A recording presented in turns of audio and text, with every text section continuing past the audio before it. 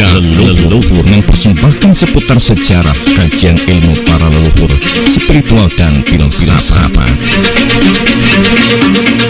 Update video terbaru dengan tekan tombol subscribe, like, dan share, serta sertakan lonceng notifikasinya agar tidak ketinggalan video terbaru. Selamat menikmati. Assalamualaikum warahmatullahi wabarakatuh. A'udzubillahi minasyaitonirrajim. Bismillahirrahmanirrahim.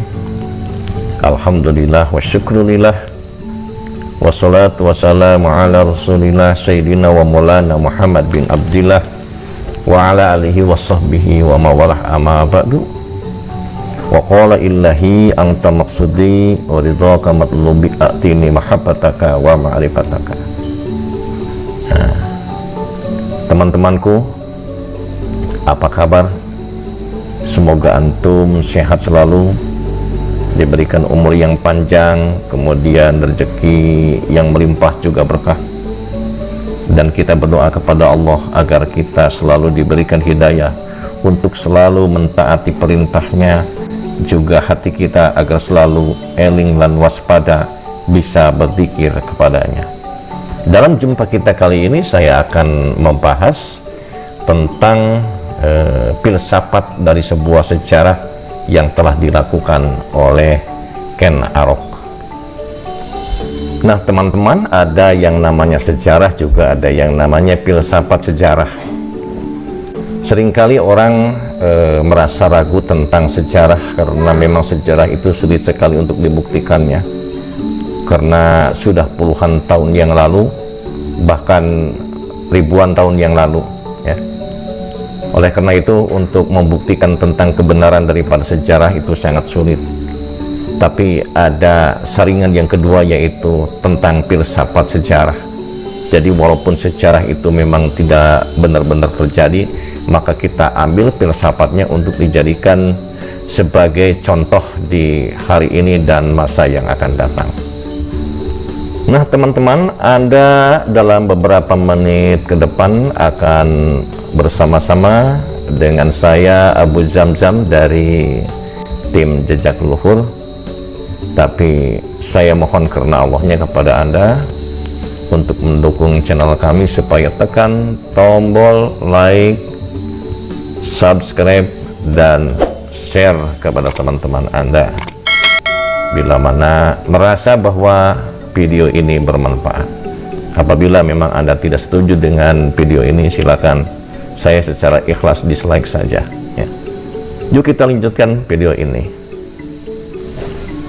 Nah teman-teman, ternyata pendalaman dari sebuah sejarah itu hakikatnya adalah untuk mempelajari bukti dari sebab dan akibat yang telah dialami oleh umat manusia.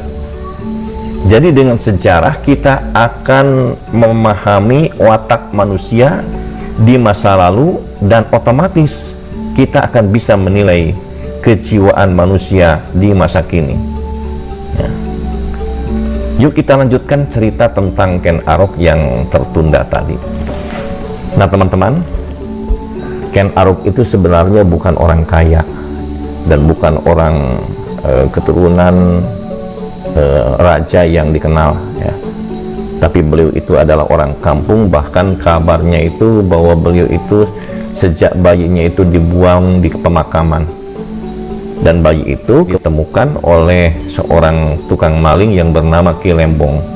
Oleh Ki Lembong tersebut kemudian dididik sampai besar dan akhirnya menjadi tukang maling yang handal. Nah singkat cerita teman-teman sekalian, Ken Arok akhirnya berhasil bekerja di sebuah kerajaan kecil yang bernama Tumapel dengan seorang raja yang bernama Tunggul Ametung. Nah, karena memang pergaulan bersama dengan orang-orang yang berada di kerajaan, walaupun dia itu hanya sebagai satpam biasa istilahnya, maka beliau sangat tergiur dengan gemerlapnya kehidupan dunia. Ia tertarik dengan kepangkatan, tertarik dengan gelimangnya harta, juga tertarik dengan istri dari Tunggul Ametung yang cantik itu, yang akhirnya pikiran kotor daripada Ken Arok, maka datanglah dengan cara memesan keris dari Empu Gandring, maka ia mencoba membunuh Tunggul Ametung dengan cara batu sembunyi tangan. Ia menuduh kepada temannya sendiri sebagai penjaga kerajaan yang bernama Kebo Ijo. Itulah teman-teman sekalian. Jadi saat itu memang Ken Arok hanya berpikir enaknya saja dan tidak berpikir tentang sebab dan akibat. Dan bagaimanakah jawabannya teman-teman sekalian akibat daripada pembunuhan yang dilakukan oleh Ken Arok tersebut? Yuk kita teruskan video ini sampai selesai. Nah teman-teman, bagaimanakah kelanjutan daripada cerita Ken Arok ini, yang akhirnya Ken Arok terlaksana apa yang dicita-citakan. Allah itu sangat mengikuti kehendak seseorang mau apapun. Ia berkehendak baik maka akan terlaksana kebaikan. Orang yang berkehendak kejelekan maka ia akan terkena kejelekan. Dan Allah itu tidak akan menghukum seseorang kecuali manusia sendiri yang menghukum dirinya sendiri. Nah, dengan adanya manjada wajada, siapa yang sungguh-sungguh akan terlaksana, maka terlaksanalah cita-cita daripada Ken Arok. Ia menjadi seorang raja yang bisa memperistri istrinya dari Tunggul Ametung yang cantik jelita itu, yang bernama Ken Dedes. Dengan demikian harta tahta wanita sudah dapat dimiliki oleh Ken Arok. Namun teman-teman sekalian, apakah akhir daripada kehidupan Ken Arok tersebut? Nah teman-teman, ternyata sangat naas sekali nasib daripada Ken Arok tersebut. Harta yang banyak, kedudukan yang tinggi, kekuasaan yang luas, istri yang cantik yang sangat dicintainya, ia tinggalkan karena ia terbunuh oleh Anusapati sebagai putra daripada Tunggul Ametung yang telah dibunuh oleh Ken Arok tersebut. Dan ini sudah ada ucapan sebuah sesiku dari Empu Gandring bahwa kelak kemudian hari nanti bahwa keris Empu Gandring ini akan membunuh 7 turunan. Nah teman-teman sekalian, kenapa Ken Arok itu jahat? Kenapa Ken Arok itu tidak punya hati sama sekali? Nah ini jawabannya tentang filsafat sejarah yang akan dikemukakan pada kesempatan kali ini. Kita ingat akan ucapan saya tadi tentang sejarah daripada Ken Arok ini.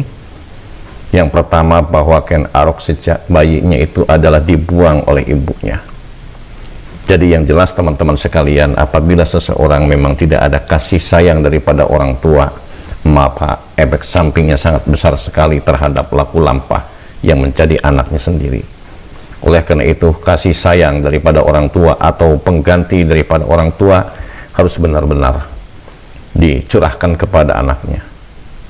Dari kecil harus dididik, harus disekolahkan, harus dipesantrenkan, dan benar-benar harus diperhatikan sehingga terbeli hati yang menjadi anak tersebut.